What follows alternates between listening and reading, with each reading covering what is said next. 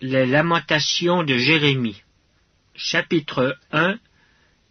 Et quoi? Elle est assise solitaire, cette ville si peuplée. Elle est semblable à une veuve. Grande entre les nations, souveraine parmi les États, elle est réduite à la servitude.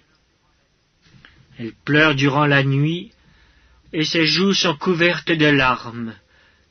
De tous ceux qui l'aimaient, nul ne la console. Tous ses amis lui sont devenus infidèles. Ils sont devenus ses ennemis. Juda est en exil, victime de l'oppression et d'une grande servitude. Il habite au milieu des nations, et il n'y trouve point de repos.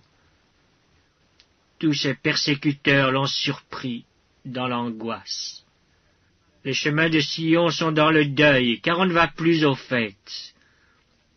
Toutes ses portes sont désertes. Ses sacrificateurs gémissent. Ses vierges sont affligées, et elle est remplie d'amertume. Ses oppresseurs triomphent. Ses ennemis sont en paix, car l'Éternel l'a humiliée à cause de la multitude de ses péchés. Ses enfants ont marché captifs devant l'oppresseur. La fille de Sion a perdu toute sa gloire. Ses chefs sont comme des cerfs qui ne trouvent point de pâture et qui fuient sans force devant celui qui les chasse. Au jour de sa détresse et de sa misère, Jérusalem s'est souvenue de tous les biens dès longtemps son partage, quand son peuple est tombé sans secours sous la main de l'oppresseur. Ses ennemis l'ont vu, et ils ont ri de sa chute. Jérusalem a multiplié ses péchés, c'est pourquoi elle est un objet d'aversion. Tous ceux qui l'honoraient la méprisent en voyant sa nudité. Elle-même soupire et détourne la face. La souillure était dans les pans de sa robe, et elle ne songeait pas à sa fin.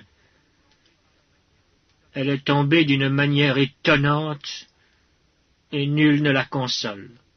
Vois ma misère, ô Éternel! Quelle arrogance chez l'ennemi! L'oppresseur a étendu la main sur tout ce qu'elle avait de précieux. Elle a vu pénétrer dans son sanctuaire les nations auxquelles tu avais défendu d'entrer dans ton assemblée. Tout son peuple soupire.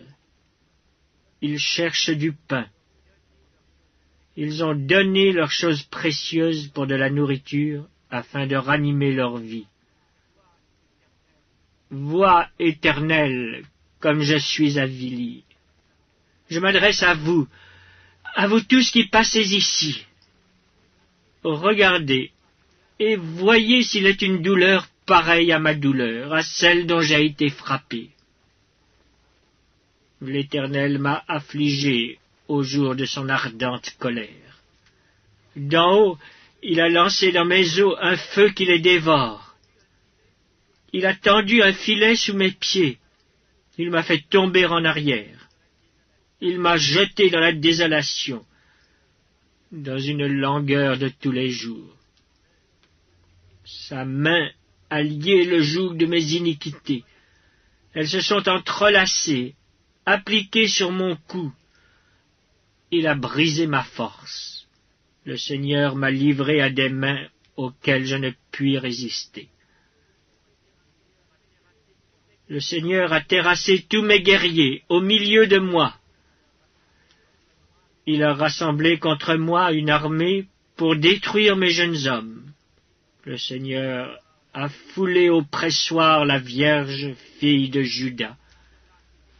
C'est pour cela que je pleure, que mes yeux fondent en larmes, car il s'est éloigné de moi celui qui me consolerait, qui ranimerait ma vie.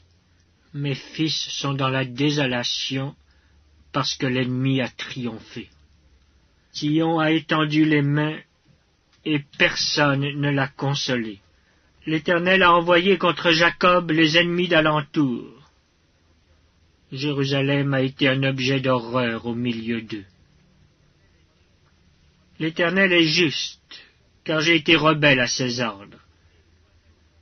Écoutez, vous tous, peuple, et voyez ma douleur. Mes vierges et mes jeunes hommes sont allés en captivité. J'ai appelé mes amis, et ils m'ont trompé. Mes sacrificateurs et mes anciens ont expiré dans la ville. Ils cherchaient de la nourriture afin de ranimer leur vie. Éternel, regarde ma détresse. Mes entrailles bouillonnent. Mon cœur est bouleversé au-dedans de moi, car j'ai été rebelle. Au-dehors, l'épée a fait ses ravages. Au-dedans, la mort. On a entendu mes soupirs, et personne ne m'a consolé. Tous mes ennemis ont appris mon malheur, et ils se sont réjouis de ce que tu l'as causé. Tu amèneras, et tu publieras le jour où ils seront comme moi. Que toute leur méchanceté vienne devant toi, et traite-les comme tu m'as traité à cause de toutes mes transgressions. Car mes soupirs sont nombreux, et mon cœur est souffrant. Les lamentations de Jérémie. Chapitre 2. Et quoi? Le Seigneur, dans sa colère, a couvert de nuages la fille de Sion. Il a précipité du ciel sur la terre la magnificence d'Israël. Il ne s'est pas souvenu de son marchepied au jour de sa colère. Le Seigneur a détruit sans pitié toutes les demeures de Jacob. Il a, dans sa fureur, renversé les forteresses de la fille de Juda. Il les a fait rouler à terre.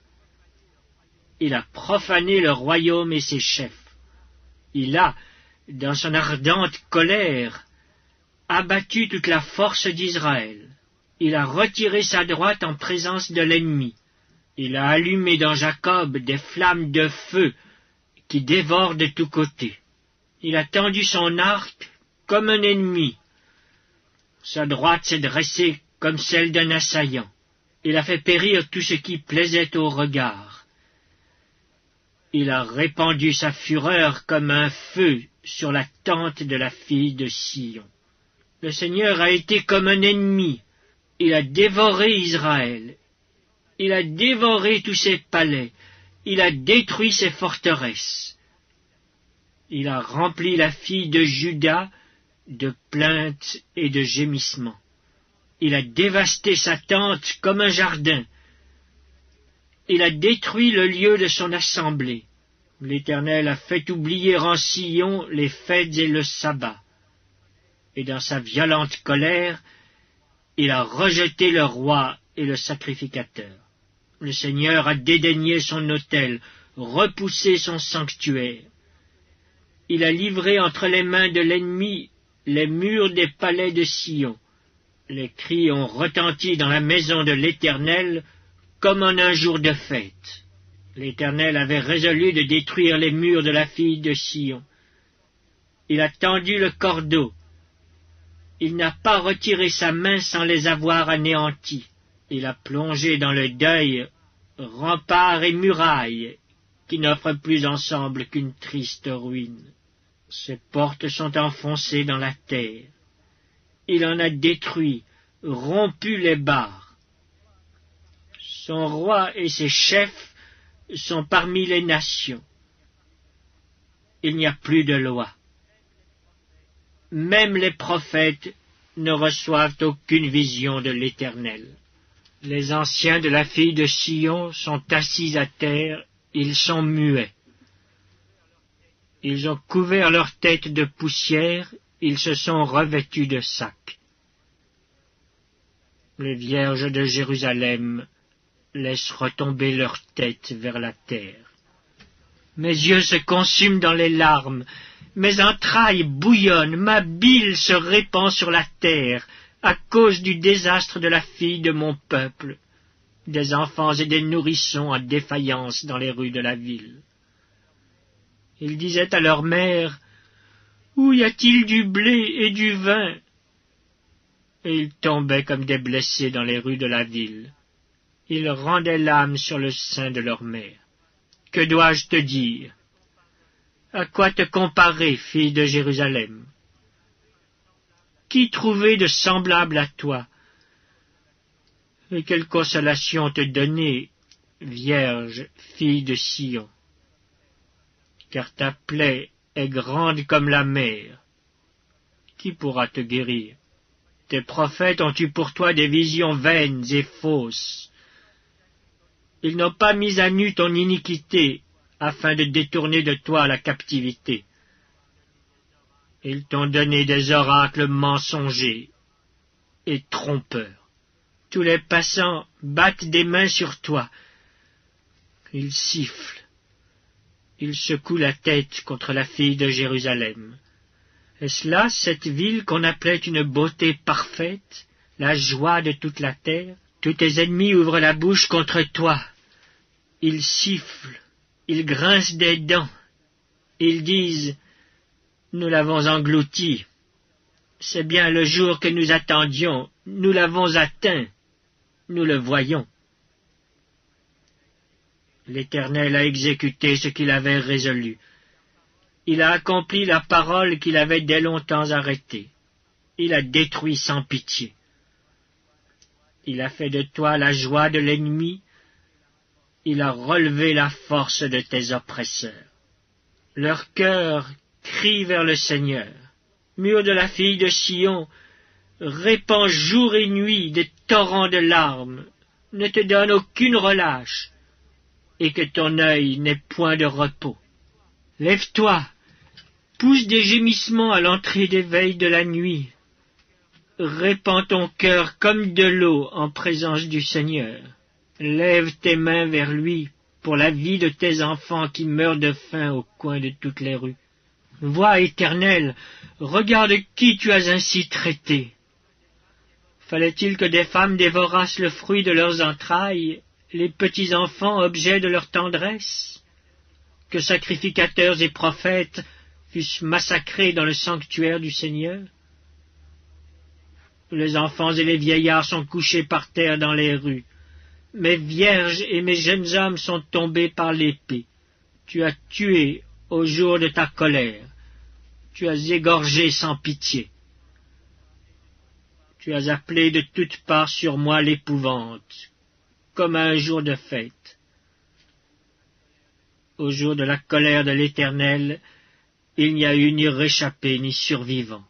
Ceux que j'avais soignés et élevés, mon ennemi les a consumés. Les lamentations de Jérémie. Chapitre 3. Je suis l'homme qui a vu la misère sous la verge de sa fureur. Il m'a conduit, mené dans les ténèbres et non dans la lumière. Contre moi, il tourne et retourne sa main tout le jour. Il a fait dépérir ma chair et ma peau. Il a brisé mes os. Il a bâti autour de moi. Il m'a environné de poison et de douleur. Il me fait habiter dans les ténèbres, comme ceux qui sont morts dès longtemps. Il m'a entouré d'un mur pour que je ne sorte pas. Il m'a donné de pesantes chaînes. J'ai beau crier et implorer du secours, il ne laisse pas accès à ma prière. Il a fermé mon chemin avec des pierres de taille. Il a détruit mes sentiers. Il a été pour moi un ours en embuscade, un lion dans un lieu caché. Il a détourné mes voies. Il m'a déchiré. Il m'a jeté dans la désolation. Il a tendu son arc et il m'a placé comme un but pour sa flèche. Il a fait entrer dans mes reins les traits de son carquois. Je suis pour tout mon peuple un objet de raillerie, chaque jour l'objet de leurs chansons. Il m'a rassasié d'amertume, il m'a enivré d'absinthe. Il a brisé mes dents avec des cailloux, il m'a couvert de cendres. Tu m'as enlevé la paix, je ne connais plus le bonheur. Et j'ai dit, ma force est perdue, je n'ai plus d'espérance en l'Éternel. Quand je pense à ma détresse et à ma misère, à l'absinthe et au poison, Quand mon âme s'en souvient, elle est abattue au-dedans de moi. Voici ce que je veux repasser en mon cœur, ce qui me donnera de l'espérance. Les bontés de l'Éternel ne sont pas épuisées, ses compassions ne sont pas à leur terme. Elles se renouvellent chaque matin. Oh, que ta fidélité est grande! L'Éternel est mon partage, dit mon âme. C'est pourquoi je veux espérer en lui. L'Éternel a de la bonté pour qui espère en lui, pour l'âme qui le cherche. Il est bon d'attendre en silence le secours de l'Éternel. Il est bon pour l'homme de porter le joug dans sa jeunesse. Il se tiendra solitaire et silencieux parce que l'Éternel le lui impose. Il mettra sa bouche dans la poussière sans perdre toute espérance. Il présentera la joue à celui qui le frappe. Il se rassasiera d'opprobre. Car le Seigneur ne rejette pas à toujours, mais lorsqu'il afflige, il a compassion selon sa grande miséricorde. Car ce n'est pas volontiers qu'il humilie et qu'il afflige les enfants des hommes.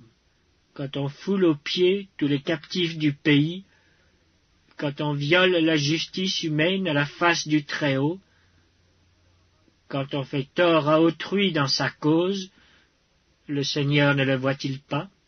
Qui dira qu'une chose arrive sans que le Seigneur l'ait ordonnée? N'est-ce pas de la volonté du Très-Haut que viennent les maux et les biens?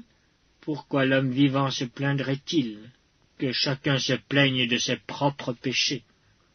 Recherchons nos voies et les sondons, et retournons à l'Éternel. Élevons nos cœurs et nos mains vers Dieu qui est au ciel. Nous avons péché, nous avons été rebelles. Tu n'as point pardonné. Tu t'es caché dans ta colère et tu nous as poursuivis. Tu as tué sans miséricorde. Tu t'es enveloppé d'un nuage pour fermer accès à la prière. Tu nous as rendus un objet de mépris et de dédain au milieu des peuples. Ils ouvrent la bouche contre nous, tous ceux qui sont nos ennemis.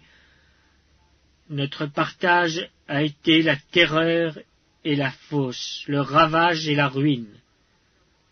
Des torrents d'eau coulent de mes yeux à cause de la ruine de la fille de mon peuple. Mon œil fond en larmes, sans repos, sans relâche, jusqu'à ce que l'Éternel regarde et voie du haut des cieux. Mon œil me fait souffrir à cause de toutes les filles de ma ville. Ils m'ont donné la chasse comme à un oiseau, ceux qui sont à tort mes ennemis. Ils ont voulu anéantir ma vie dans une fosse, et ils ont jeté des pierres sur moi. Les eaux ont inondé ma tête. Je disais, je suis perdu. J'ai invoqué ton nom, ô Éternel, du fond de la fosse. Tu as entendu ma voix. Ne ferme pas l'oreille à mes soupirs, à mes cris. Au jour où je t'ai invoqué, tu t'es approché, tu as dit, ne crains pas. Seigneur, tu as défendu la cause de mon âme, tu as racheté ma vie. Éternel, tu as vu tout ce qu'on m'a fait souffrir. Rends-moi justice. Tu as vu toute leur vengeance, tout leur complot contre moi. Éternel, tu as entendu leurs outrages, tout leur complot contre moi, les discours de mes adversaires et les projets qu'ils formaient chaque jour contre moi. Regarde, quand ils sont assis et quand ils se lèvent, je suis l'objet de leurs chansons. Tu leur donneras un salaire, ô Éternel, selon l'œuvre de leurs mains. Tu les livreras à l'endurcissement de leur cœur, à ta malédiction contre eux. Tu les poursuivras dans ta colère, et tu les extermineras de dessous les cieux, ô Éternel. Les lamentations de Jérémie. Chapitre 4. Et quoi? L'or a perdu son éclat? L'or pur est altéré? Les pierres du sanctuaire sont dispersées au coin de toutes les rues? Les nobles fils de Sion, estimés à l'égal de l'or pur, sont regardés, hélas, comme des vases de terre, ouvrage des mains du potier. Les chacals même présentent la mamelle et allaitent leurs petits.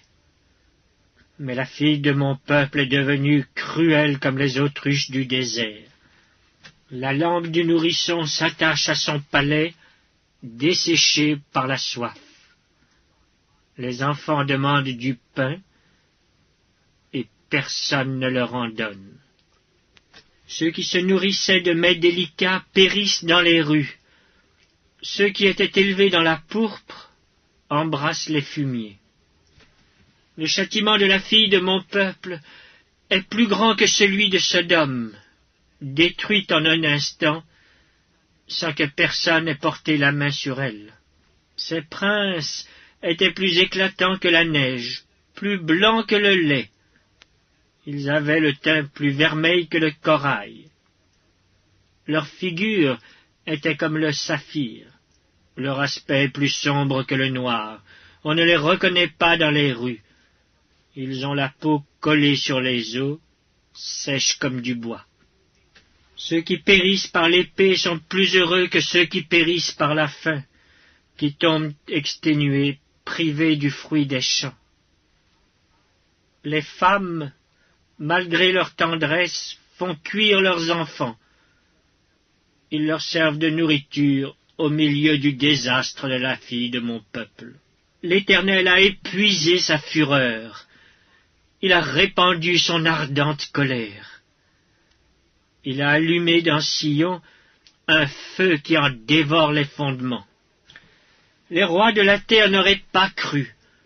Aucun des habitants du monde n'aurait cru que l'adversaire, que l'ennemi entrerait dans les portes de Jérusalem. Voilà le fruit des péchés de ses prophètes, des iniquités de ses sacrificateurs, qui ont répandu dans son sein le sang des justes. Ils erraient en aveugles dans les rues, souillés de sang. On ne pouvait toucher leurs vêtements. « Éloignez-vous, impurs !» leur criait-on. « Éloignez-vous, éloignez-vous, ne nous touchez pas !» Ils sont en fuite, ils errent çà et là.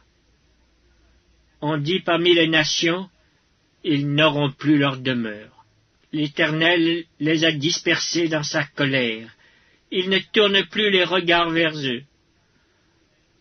On n'a eu ni respect pour les sacrificateurs, ni pitié pour les vieillards. Nos yeux se consumaient encore, et nous attendions vainement du secours. Nos regards se portaient avec espérance vers une nation qui ne nous a pas délivrés. On épiait nos pas pour nous empêcher d'aller sur nos places. Notre fin s'approchait, nos jours étaient accomplis, notre fin est arrivée.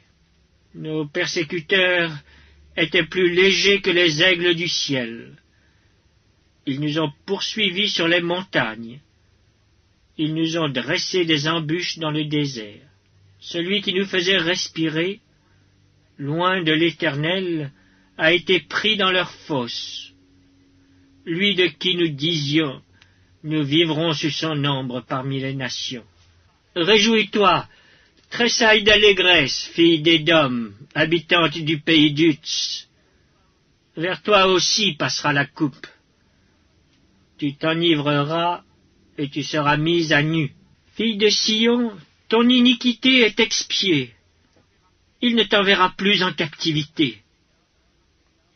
Fille d'Édom, il châtiera ton iniquité. Il mettra tes péchés à découvert. Les lamentations de Jérémie. Chapitre 5.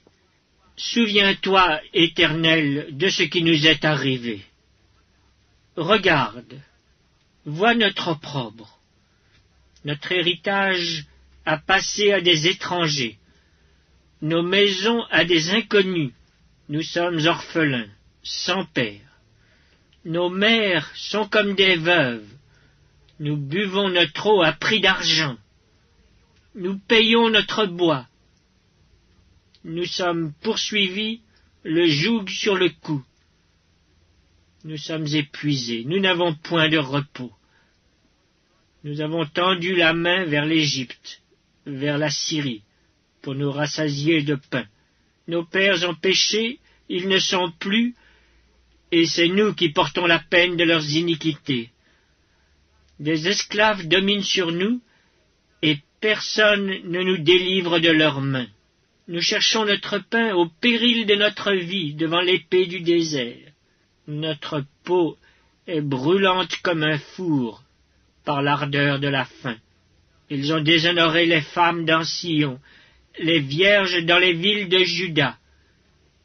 Des chefs ont été pendus par leurs mains. La personne des vieillards n'a pas été respectée. Les jeunes hommes ont porté la meule. Les enfants chancelaient sous des fardeaux de bois. Les vieillards ne vont plus à la porte. Les jeunes hommes ont cessé leur chant. La joie a disparu de nos cœurs, le deuil a remplacé nos danses. La couronne de notre tête est tombée. Malheur à nous, parce que nous avons péché. Si notre cœur est souffrant, si nos yeux sont obscurcis, c'est que la montagne de Sion est ravagée, c'est que les renards s'y promènent. Toi, Éternel, tu règnes à jamais. Ton trône subsiste de génération en génération. Pourquoi nous oublierais-tu pour toujours? Nous abandonnerais-tu pour de longues années? Fais-nous revenir vers toi, ô Éternel, et nous reviendrons. Donne-nous encore des jours comme ceux d'autrefois. Nous aurais-tu entièrement rejetés, et t'irriterais-tu contre nous jusqu'à l'excès?